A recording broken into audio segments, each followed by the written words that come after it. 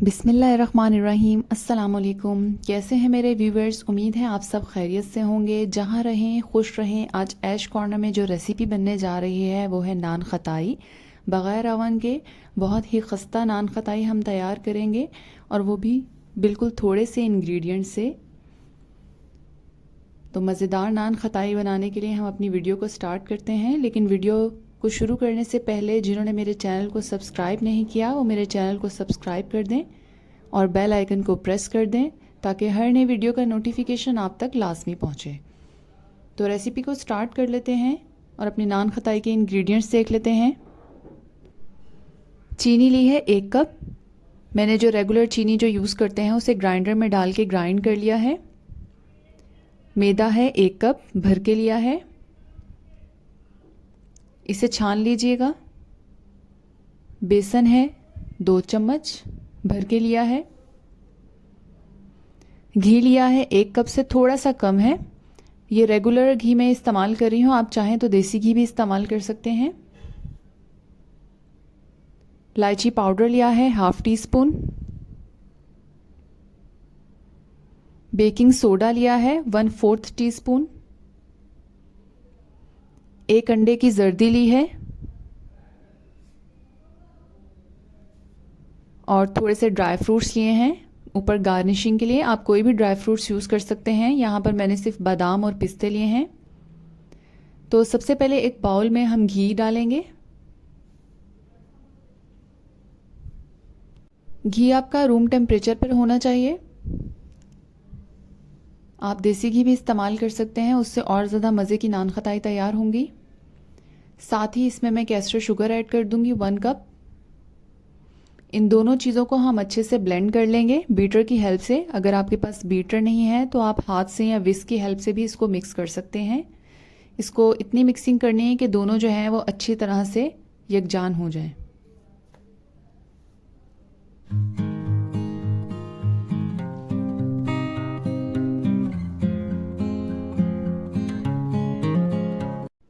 अब मैं इसमें मैदा ऐड कर दूंगी। मैदा जो है वो थोड़ा थोड़ा करके हम ऐड करेंगे। बीटर की स्पीड हम स्लो रखेंगे, क्योंकि हम जब मैदा डालेंगे तो अगर हाई स्पीड पे हमारा बीटर होगा तो मैदा जो है वो उड़ेगा। इसलिए लो स्पीड पे हम इसको चलाएंगे। जैसे ही मैदा जो अच्छे से मिक्स हो जाएगा हम इसकी स्पीड थोड़ी सी हाई कर देंगे।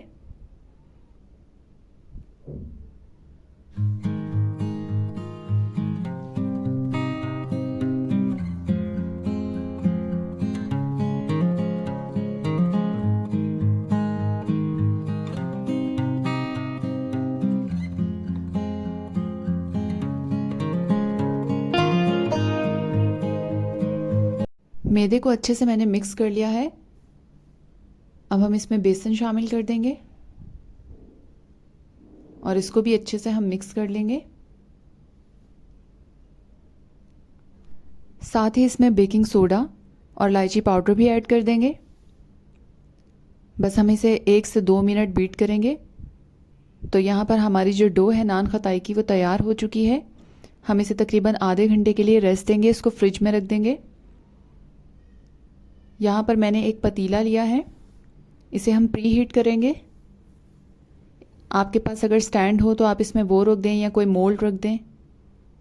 मेरे पास ये मोल्ड है, मैंने ये रख दिया है। इसके ऊपर मैं बेकिंग ट्रे रखूँगी और पतीले को ऊपर से कवर कर देंगे। हाई फ्लेम पे इसको तकरीबन 10 मिनट के लिए अच्छी तरह गर्म करना है। यहाँ पर हमारा बैटर जो है वो अच्छे से सेट हो चुका है। अब हम इसकी नान खताई तैयार कर लेंगे। इसकी शेप जो है वो गोल रखेंगे। हम दोनों हाथों की हेल्प से हम इसको अच्छे से प्रेस करेंगे और फिर राउंड शेप दे देंगे। आप इसका साइज़ जो है वो अपने अकॉर्डिंग सेट कर सकते हैं। आप चाहें तो बड़ी नान खताई तैयार कर लें। यहाँ पर मैंने मीडियम नान खताई जो है वो तैयार की हैं। आप इसका साइज़ छोटा भी रख सकते हैं। इस तरह मैं सारी नान खताई जो है वो तैयार कर लूँगी। यहाँ पर मैंने सारी नान खताई तैयार कर ली हैं। अब इसके ऊपर हम अंडे की जो जर्दी मैंने ली थी वो चाहे तो आप फिंगर की हेल्प से लगा लें या ब्रश की हेल्प से इस पे लगा दें। बिल्कुल हल्का हल्का थोड़ा थोड़ा हम लगाएंगे। अब इसके ऊपर ड्राई फ्रूट्स लगा देंगे। यहाँ पर मैंने बादाम और पिस्ते लिए हैं, उनको बारीक कटिंग कर लिया है। इस तरह मैं एक एक लेकर इसके ऊपर प्रेस करती रहूँगी ताकि ये अच्छे से लग जाएं। आप चाहें तो बग़ैर कटिंग के भी पूरा बादाम या पिस्ता जो है इसके ऊपर लगा सकते हैं। इसी तरह सब पर लगाने के बाद हम अपनी नान खताई को पतीले में रख देंगे।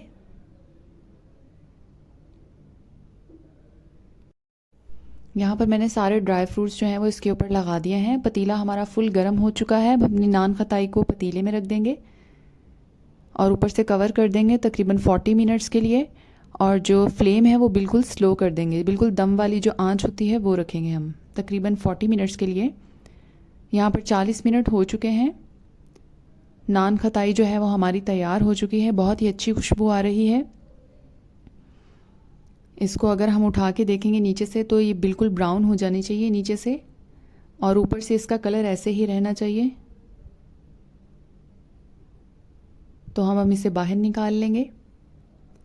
तो बहुत ही मज़ेदार नान खताई आप इवनिंग स्नैक्स के तौर पे इसे यूज़ कर सकते हैं। बच्चों को लंच बॉक्स में भी दे सकते हैं।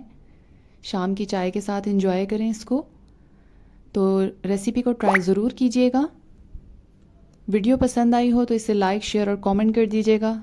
मिलते हैं नेक्स्ट रेसिपी में, तब तक के लिए अल्लाह हाफ़िज़।